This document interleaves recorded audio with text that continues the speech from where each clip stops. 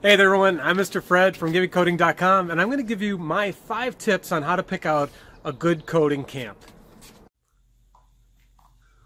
Whoa! Okay, number 1, first and foremost, the camp should be fun. It's a camp. So try to reach out to that instructor, send them an email, call them on the phone, make a visit, whatever you have to do, and find out what else they're going to be doing at that camp while they're away. Whether it's a few hours or a full day. Find out, and then expect to hear other things besides just sitting at the computer.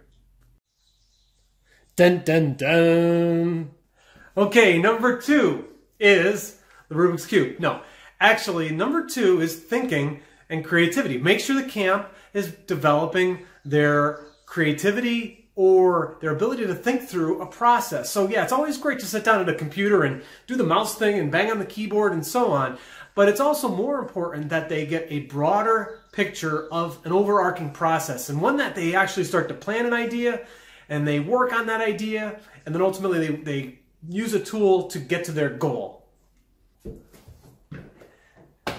All right, number 3 has nothing to do with this. Okay, so number 3 is all about teamwork or collaboration, but more importantly, interaction.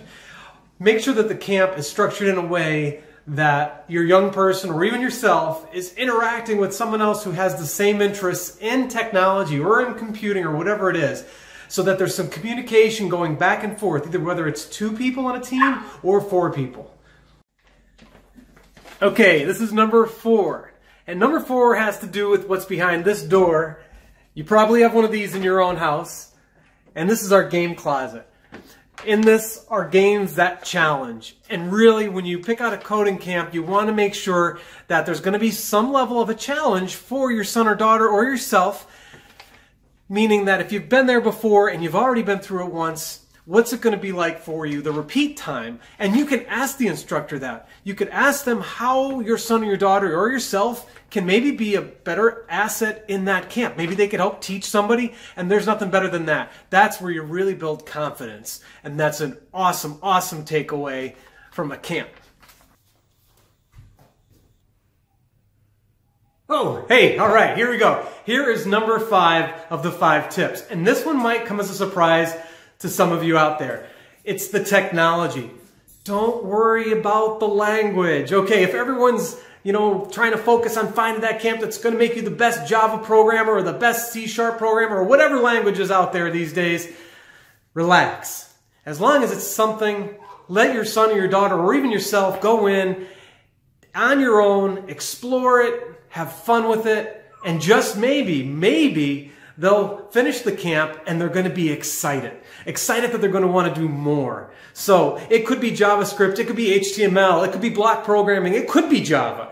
It could be something along the technology lines, but no matter what it is, let them go in and explore it on their own. I hope these 5 tips are really helpful for you. If you have your own additional tips and you'd like to share them with me, please do. You can reach out to me. And also, if you know someone else that's looking to try to find a camp for this summer and they're really not sure where to start, please share this video with them. And if it helps them, that's awesome. But if they have more questions, by all means, I'm available to answer them at any time. All right, go forward and do some great things out there, and happy coding, everybody. See ya.